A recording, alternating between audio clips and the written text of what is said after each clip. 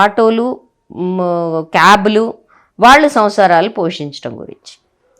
మనము ఏమండి, ఆటోల్లో okay urgency వచ్చినప్పుడు ఎక్కుతారు, కానీ ఇవాళ హైదరాబాద్ ఆటోల్లో ఐఎమ్ సారీ టు సే వాళ్ళు మీటర్లు మెయింటైన్ చేయకపోవడం వల్ల ఇదివరకు తిరిగినంత ఆటోల్లో ఇప్పుడు తిరగడం మానేశారు జనాలు, బస్సుల వైపు వెళ్తున్నారు. ఆ లోపం ఎవరిది, ఆ పాపం ఎవరిది? మీ డీజిల్ రేటు పెరిగితే మీ మీటర్ ఛార్జెస్ న్యాయంగా పెంచుకోండి, న్యాయంగా కస్టమర్ల దగ్గర వసూలు చేయండి.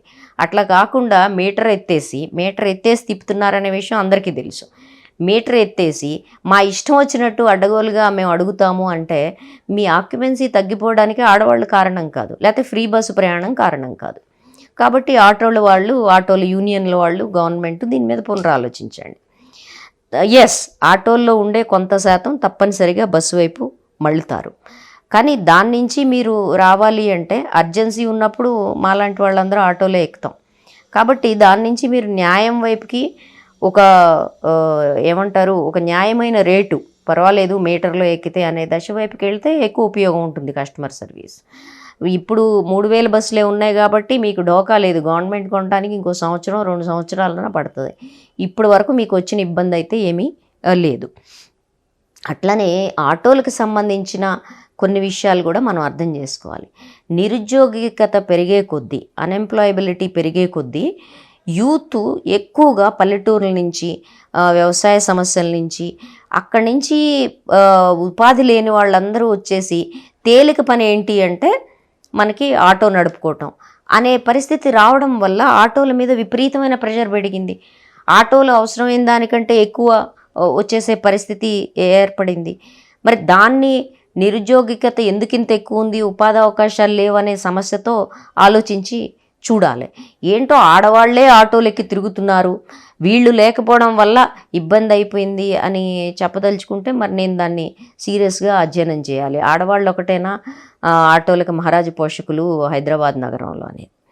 తర్వాత డెఫినెట్గా 7 సీటర్ ఆటోలు ఇవి ఏవైతే ఉన్నాయో ఊర్లలో ఇవాళకి కూడా మనకి దాదాపుగా నేను అనుకోవటం ఒక 5-6 ఏళ్ల క్రితం ఒక 800 గ్రామాలు, 850 చిల్లర గ్రామాలకి కనెక్టివిటీ లేదు, ఆర్టీసీ కనెక్టివిటీ లేదు.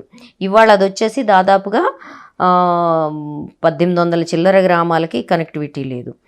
మరి అట్లా లేనప్పుడు ఈ గ్రామాలకు వెళ్ళేది మొత్తం కూడా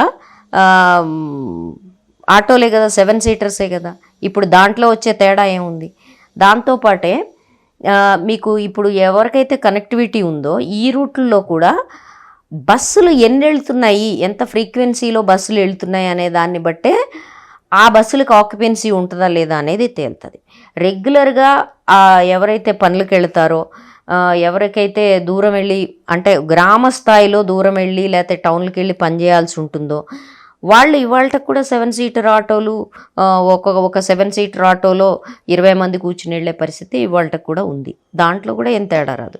తేడా ఎక్కడొస్తుంది అంటే మామూలుగా రెగ్యులర్ బేస్ మీద ఏదో ఆటో ఎక్కేసి వెళ్ళిపోదాంలే అనుకునే వాళ్ళు బస్సు వచ్చే వరకు ఆడవాళ్ళు వెయిట్ చేస్తారు.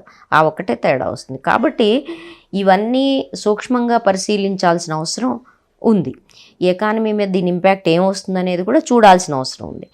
తమిళనాడు, ఢిల్లీ లాంటి చోట్ల అది చాలా పాజిటివ్ రిజల్ట్స్ని ఇచ్చింది ఓవరాల్ సమాజం మీద.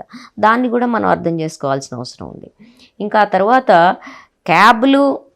క్యాబ్లు సామాన్యమైన ఆడవాళ్ళు, బస్సుల్లో తిరిగే ఆడవాళ్ళు క్యాబ్లు ఎక్కడ మొదలు పెట్టారు అసలు? ఎప్పుడు మొదలు పెట్టారు అసలు?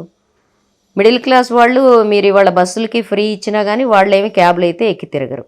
కాబట్టి ఈ క్యాబ్ కష్టాలు, మగవాళ్ళ కష్టాల గురించి కన్నీళ్లు గార్చాల్సిన పని ఇప్పుడైతే లేదు.